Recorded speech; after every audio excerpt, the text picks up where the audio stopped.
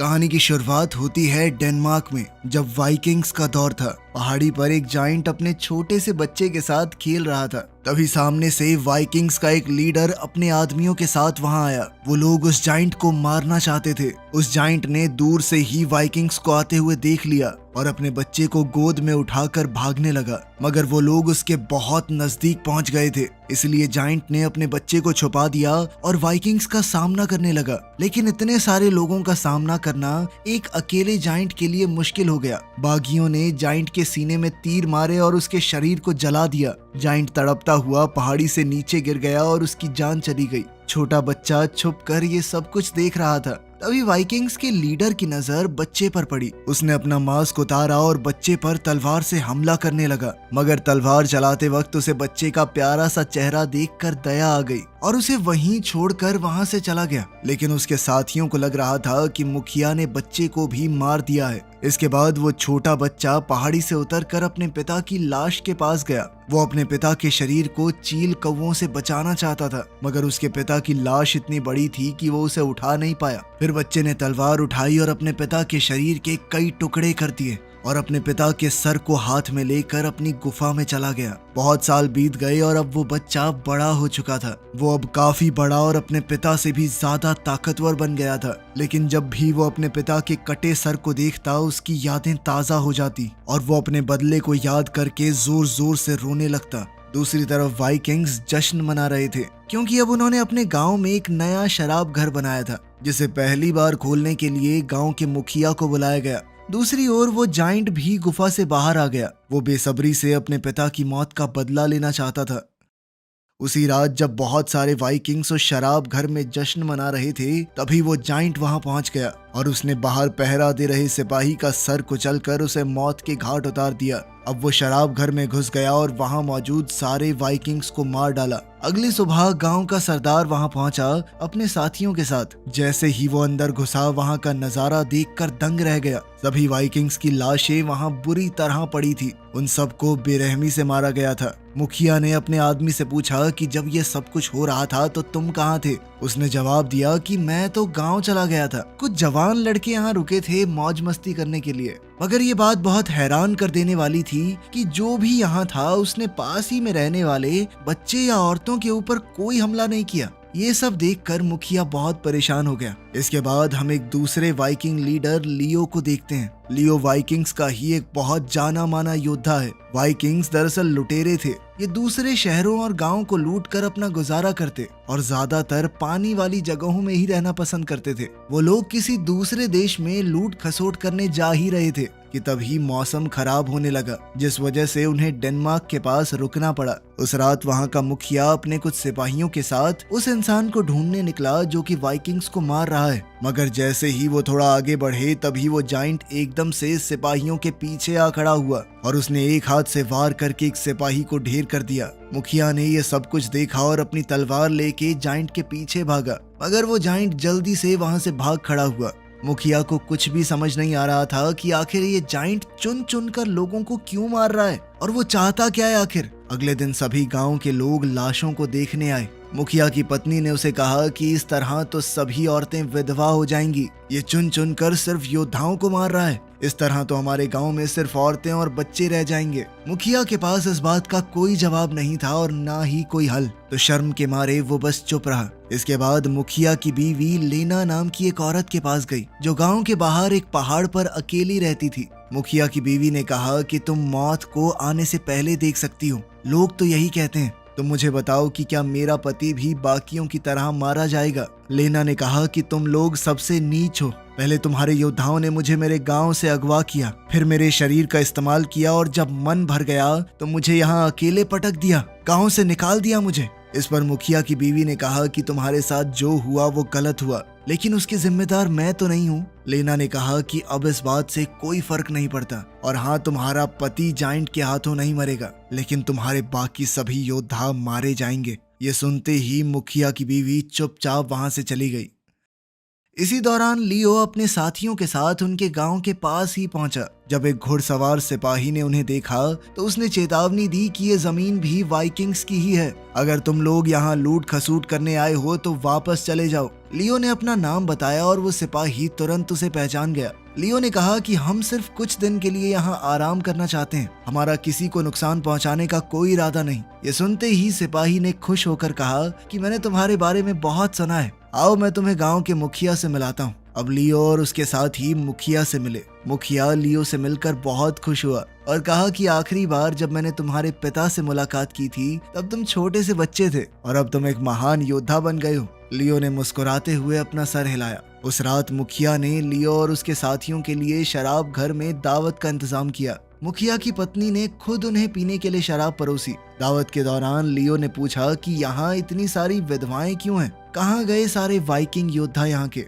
मुखिया ने बताया कि रात को एक अनजान जाइंट हमला करता है और सिर्फ आदमियों को मारता है। ये सुनकर लियो ने कहा कि अगर जाइंट हर रात वाइकिंग्स को मारने आता है तो आज रात मैं अपने साथियों के साथ उसका इंतजार करूंगा। उसे मारकर मैं तुम लोगों की परेशानी को हल करूंगा। दावत के बाद मुखिया और उसकी पत्नी और दूसरे लोग घर लौट गए, पर लियो अपने योद्धाओं के साथ उसी शराब घर में रुका। आधी रात को जाइंट शराब घर के बाहर आया। पहले वो पुजारी के पास गया और उसे सूंघने लगा, फिर दरवाजे के पास जाकर देखने लगा कि अंदर मौजूद वाइकिंग्स यहीं के हैं या बाहर से आए हैं। अंदर लियो और उसके साथी समझ गए कि जाइंट आ गया है और तुरंत युद्ध के लिए तैयार हो गए। लेकिन जाइंट ने महसूस कर लिया कि शराब घर के अंदर मौजूद वाइकिंग्स यहाँ के नहीं हैं। अंदर आने की बजाय जाइंट ने बंद दरवाजे पर पेशाब कर दिया। जब वाइकिंग्स बाहर निकले जाइंट से लड़ने के लिए, तब तक जाइंट अंधेरे में गायब हो चुका था। अगली सुबह मुखिया लियो से कहने लगा कि ये तो बड़ी अजीब बात है, उस जाइंट ने तुम लोगों को जिंदा कैसे छोड़ दिया? लियो ने भी कहा, हाँ वो दरवाजे पर आया लेकिन लड़ने की बजाय पेशाब करके चला गया। इसके बाद लियो अपने कुछ योद्धाओं और गांव के कुछ आदमियों के साथ पहाड़ों में जाइंट की तलाश करने निकल पड़ा, उम्मीद करते हुए कि वो लोग उसे ढूंढकर मार डालेंगे। लेकिन बहुत ज्यादा तलाश करने के बाद भी उन्हें वो जाइंट नहीं मिला, इसीलिए वो थक हार कर गाँव वापस आ गए। थोड़ी देर बाद लियो अकेला ही लेना से मिलने चला गया, जो गांव से बाहर एक पहाड़ी के पास रहती थी। उसने लेना से कहा कि मैंने सुना है तुम मौत को आने से पहले ही देख लेती हो। इस पर लेना ने हाँ में जवाब दिया। साथ ही उसने लियो से पूछा कि तुम यहाँ क्यों आए हो? लियो ने कहा, मैं जानना चाहता हूँ इस लड़ाई में जाइंट और वाइकिंग्स के बीच किसकी मौत होगी और इस जाइंट को हम मार पाएंगे या नहीं। ये जानना जरूरी है क्योंकि मैं लोगों की हिफाजत करना चाहता हूँ। इस पर लेना ने अपनी दुख भरी कहानी सुनाते हुए कहा कि ये लोग इसी लायक हैं, मर जाने दो इन लोगों को। ये लूट खसोट कर मुझे मेरे घर से चुरा लाए और फिर एक शर्मनाक जिंदगी जीने के लिए मजबूर किया। बाकी तुम्हारे सवाल का जवाब है हाँ, मैंने भविष्य देखा है। जाइंट मारा जाएगा लेकिन बहुत से वाइकिंग्स भी मरेंगे उसके साथ और ये जमीन खून से लाल हो जाएगी और इन लोगों के साथ होना भी यही चाहिए। साथ ही लेना ने कहा कि इन लोगों ने जाइंट के साथ जो कुछ किया है ये उसी की सजा भुगत रहे हैं और तुम्हें इस सब से दूर रहना चाहिए। इससे पहले कि लियो कुछ और पूछता, उसके साथ ही उसे ढूंढते हुए वहां तक पहुंच गए और कहा कि रात होने वाली है, हमें तैयारी शुरू करनी होगी। फिर लियो उनके साथ चला गया। वापस जाकर उसने कबीले के सरदार से पूछा कि क्या कभी जाइंट ने किसी औरत या बच्चे को मारा है? मुखिया ने जवाब दिया कि नहीं, वो सिर्फ मर्दों को मारता है। लियो ने कहा कि इसका मतलब वो समझदार है और उसके कुछ उसूल भी हैं। ये सुनते ही मुखिया को गुस्सा आ गया। उसने कहा कि हमारे लोग मर रहे हैं, तुम उसकी तारीफ कर रहे हो। लियो ने कहा कि मैं उसकी तारीफ नहीं कर रहा, बस ये हिसाब लगा रहा था कि जो भी वो कर रहा है सोच समझ कर रहा है। तब मुखिया ने बताया कि 20 साल पहले हमने एक जाइंट को मार दिया था। उसके बाद से बहुत समय तक एक भी जाइंट नहीं देखा गया, पता नहीं ये कहाँ से आ गया। उसी रात लियो और उसके साथ ही शराब घर में जाइंट के आने का इंतजार करने लगे। जैसे ही उन्हें जाइंट के आने की आहट सुनाई दी तो वो अपने हाथों में तलवार लिए बाहर आ गए, मगर जाइंट वहां कहीं भी नहीं था। दरअसल जाइंट ये देखकर वापस चला गया था कि आज फिर वही बाहर से आए लोग यहाँ पर मौजूद हैं, क्योंकि इनसे उसकी कोई लड़ाई नहीं थी। अगली सुबह लियो दोबारा से लेना के पास गया और उससे पूछा कि मुझे बताओ जाइंट को कैसे मारूं मैं। लेना ने जवाब में कहा कि तुम अपने साथियों के साथ घर क्यों नहीं चले जाते। लियो ने कहा कि मैं जाने से पहले जाइंट को मारकर यहाँ के लोगों को आजादी दिलाना चाहता हूँ। इसके बाद लेना लियो को अपनी झोपड़ी में ले गई और वहां उसने कुछ हड्डियों को जमा करके मंत्र पढ़ने शुरू कर दिए। तभी लियो को महसूस हुआ कि बाहर जाइंट आ चुका है, मगर वो लियो को देखते ही भाग गया। लियो अपने घोड़े पर उसका पीछा करने लगा, मगर जाइंट पहाड़ी पर चढ़ गया जल्दी से। लियो ने गुस्से में उससे कहा कि अगर हिम्मत है तो मेरा मुकाबला कर, तुम मुझसे भागते क्यों रहते हो। तभी जाइंट ने भी अपनी भाषा में कुछ कहा और वहां से भाग गया। लियो को कुछ समझ नहीं आया, मगर लेना समझ गई थी। उसने लियो को बताया कि जाइंट ने कहा है कि मेरी तुमसे कोई दुश्मनी नहीं है, तुमने और तुम्हारे साथियों ने मेरा कुछ नहीं बिगाड़ा, इसीलिए मैं तुम पर हमला नहीं करूंगा। ये सुनते ही लियो हैरान हो गया। वो वापस लेना के पास गया और उससे पूछा कि अगर ऐसी बात है तो वो यहाँ क्यों आया था। इस पर लेना ने कहा कि मैं यहाँ अकेली रहती हूँ, रोज रात को कोई ना कोई वाइकिंग योद्धा आकर मेरा फायदा उठाने की सोचता था, लेकिन जब से जाइंट ने उन्हें मारना शुरू किया है तब से मुझे कोई परेशान करने नहीं आता, इसीलिए मैं तुम्हारी मदद नहीं करूंगी, क्योंकि मैं तो चाहती ही नहीं कि जाइंट मारा जाए। इस जाइंट ने वैसे भी अपनी जिंदगी में बहुत कुछ सहा है। ये सब समझने के बाद लियो मुखिया के पास गया और बताया कि मैंने लेना के जरिए जाइंट से बात की थी। उसने मुझे बताया कि वाइकिंग योद्धाओं ने उस पर बहुत अत्याचार किए हैं, इसीलिए अब वो बदला ले रहा है। ये सुनते ही मुखिया घबरा गया और उसने कहा कि मैं तुमसे इस बारे में बाद में बात करूंगा। लियो जब अपने साथियों के पास जा रहा था तो उसने देखा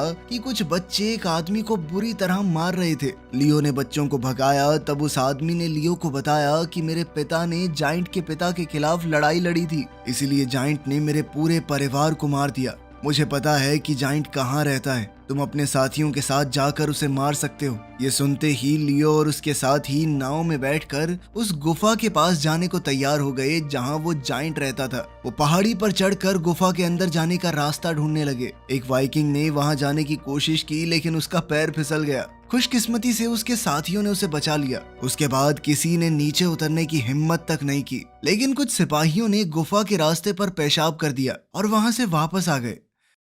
नाव में जब वो लोग वापस जा रहे थे तो जाइंट ने पानी के अंदर छुप के हमला किया। वो उस वाइकिंग को पानी में खींचने की कोशिश करने लगा जिसने सबसे पहले गुफा पर पेशाब किया था, लेकिन तभी बाकी सिपाहियों ने अपने भालों से उस पर हमला किया और अपने साथी की जान बचा ली। इसके बाद सभी सिपाही वापस शराब घर में आ गए और जाइंट का इंतजार करने लगे, मगर उस रात जाइंट वहां नहीं आया। अगली सुबह जब लियो शराब घर से बाहर निकला तो उसने देखा कि जाइंट ने उस आदमी को मार दिया जिसने उन्हें गुफा का रास्ता बताया था। लियो गुस्से में अपने साथियों के साथ दोबारा गुफा में चला गया। इस बार वो रस्सी की मदद से नीचे उतर गए। जब वो लोग गुफा के अंदर पहुंचे तो उन्होंने अजीब अजीब चीजें देखी। एक सिपाही ने जाइंट के पिता की खोपड़ी को दीवार पर मार मार के तोड़ दिया और साथ ही उस पर पेशाब भी किया। जाइंट इस वक्त वहां मौजूद नहीं था, लेकिन जब वो वापस आया उसने अपने पिता की खोपड़ी के टूटे हुए हिस्से देखे। अपनी तेज नाक से वो समझ गया कि यहाँ कौन आया था। अब उसके घर पर हमला हुआ था तो वो गुस्से से तिलमिला उठा। ठीक उसी रात जब सभी वाइकिंग शराब घर में सो रहे थे तो वो जाइंट वहां आया और उसने सबसे पहले उस सिपाही को मारा जिसने उसके पिता की खोपड़ी तोड़ी थी। ये सब देखकर लियो भी जाइंट से लड़ने लगा, लेकिन जाइंट लियो के मुकाबले बहुत ज्यादा ताकतवर था। अपने शिकार को मारकर जाइंट अब छत के रास्ते से भागने की कोशिश करने लगा, पर लियो ने उसकी टांग पकड़कर उसे नीचे खींच लिया। लियो ने उसके हाथ पर एक भारी लोहे की जंजीर लपेट दी। गुस्से में जाइंट ने लियो को मुक्का दिया और जंजीर तोड़ने की कोशिश करने लगा, लेकिन उसका हाथ उसी में फंस गया। एक वाइकिंग ने उस पर तीर चलाया, लेकिन जाइंट ने उसे दूर धकेल दिया। बाकी लोग कुछ कर पाते उससे पहले ही जाइंट अपना हाथ काट कर वहां से भाग गया। वो समुद्र की तरफ भागने लगा, लेकिन ज्यादा दूर नहीं जा सका और किनारे पर ही मर गया। पर तभी अचानक कोई अदृश्य ताकत उसके शरीर को समुद्र के अंदर खींच कर ले गई। सोचने वाली बात यह थी कि वो जाइंट उसूलों का इतना पक्का था, अगर वो जाइंट चाहता तो सबको उस वक्त मार सकता था, लेकिन उसने सिर्फ उन लोगों को मारा जिन्होंने उसके पिता की खोपड़ी तोड़ी थी। उसने अपनी जान दे दी, लेकिन किसी निर्दोष को नहीं मारा। अगले दिन वाइकिंग्स अपने मरे हुए साथियों के साथ शोक मनाने लगे और उनके शरीर को जला दिया गया। लियो ने मुखिया से कहा कि तुमने मुझे आधी सच्चाई बताई है, अब तो जाइंट मर चुका है, अब तो सच बताओ। अब मुखिया ने माना कि इसका जो बाप था उसे हमने बिना वजह के मारा। उसकी कोई भी गलती नहीं थी, उसने कभी किसी इंसान के ऊपर हमला तक नहीं किया और आखिरकार हमने उसी की सजा भुगती है। खैर उस रात वाइकिंग योद्धा शराब घर में जाइंट का कटा हुआ हाथ लटका कर जश्न मनाने लगे, ये समझते हुए कि जाइंट अब हमेशा के लिए मर गया है। उसके बाद ज्यादातर लोग अपने घर वापस चले गए और लियो लेना से मिलने के लिए उसकी झोपड़ी के पास गया। लेना ने लियो से कहा कि जैसा मैंने कहा था, जाइंट मारा गया, लेकिन तुम लोगों को अभी और दर्द सहना बाकी है। इसके बाद लेना लियो को अपनी गुजरी हुई जिंदगी के बारे में बताने लगी। कई साल पहले जाइंट उसके पास आया था। उसने सिर्फ एक रात उसके साथ बिताई, उसके बाद कभी उसे छुआ तक नहीं। लेकिन उसे एक फायदा हुआ, उस रात के बाद मुझे कभी कोई वाइकिंग परेशान करने नहीं आया। लेना ने लियो से ये भी कहा कि वो बुरा नहीं था, उसके अंदर बस अपने बचपन का दर्द भरा था। बात करते करते लेना और लियो एक दूसरे के करीब आने लगे और जल्द ही एक दूसरे की बाहों में खो गए। उस अंधेरी रात के बीच जाइंट की माँ गांव में घुस आई। वो अपने बेटे की मौत का बदला लेने आई थी। रास्ते में उसने पुजारी को भी मार दिया। उसके किसी तरह के कोई उसूल नहीं थे। वो अपने बेटे की मौत के गुस्से में अंधी हो चुकी थी। फिर उसने शराब घर में जाकर सारे वाइकिंग्स को मार डाला। उसके बाद अपने बेटे का कटा हुआ हाथ लेकर वहां से चली गई। अगली सुबह एक छोटा लड़का चुपके से लेना के पास आया। लेना ने उसे चुप रहने को कहा और उसे लेकर वहां से चली गई। उधर वाइकिंग्स ने हिसाब लगाया कि जाइंट अभी भी जिंदा है और ये सारे कत्ल उसी ने किए हैं। वाइकिंग्स उसे ढूंढने निकल पड़े। समुद्र के किनारे उन्हें एक वाइकिंग का कटा हुआ सर मिला। लियो के मन में शक और भी बढ़ गया, शायद जाइंट सच में जिंदा है। वो अकेले पानी में कूदकर गुफा के अंदर चला गया। अंदर उसे जाइंट का शरीर एक चट्टान पर पड़ा मिला, पर जैसे ही वो पास गया, जाइंट की माँ ने पीछे से उस पर हमला कर दिया। वो उसका गला दबाकर उसे मारने लगी, लेकिन लियो ने पत्थर उठाया और उसके सर पर जोर से दे मारा। फिर तलवार उठाकर उसे जान से मार दिया। इस दौरान एक छोटा लड़का हाथ में तलवार लिए वहां आया। उसे देखकर लियो समझ गया कि क्या हुआ है। ये लड़का लेना और जाइंट का बेटा था। लियो ने अपनी तलवार नीचे कर ली और उसे कुछ नहीं किया। एक बार फिर से इतिहास दोहराया गया। बाद में लियो ने कबीले में वापस जाकर मुखिया से कहा कि मैं जा रहा हूँ। जाइंट और उसकी माँ अब सच में मर चुके हैं। जाने से पहले वो एक बार फिर से लेना से मिला और उससे कहा कि अगर लोगों को पता चल गया कि जाइंट का एक बेटा भी है तो वो तुम दोनों को मार देंगे। लेना ने सर हिलाया और कहा कि ये राज सिर्फ हम दोनों के बीच में रहेगा। इतना कहकर वो वहां से चली गई। अंत में लियो ने लेना के घर के बाहर जाइंट और उसकी माँ के लिए कब्र बनाई। दूर से जाइंट का बेटा आंखों में आंसू लिए ये सब कुछ देख रहा था। फिर लियो अपने साथियों के साथ अपने घर लौट गया। वीडियो पसंद आई तो लाइक कर देना, चैनल को सब्सक्राइब कर लेना। मिलते हैं अगली वीडियो में।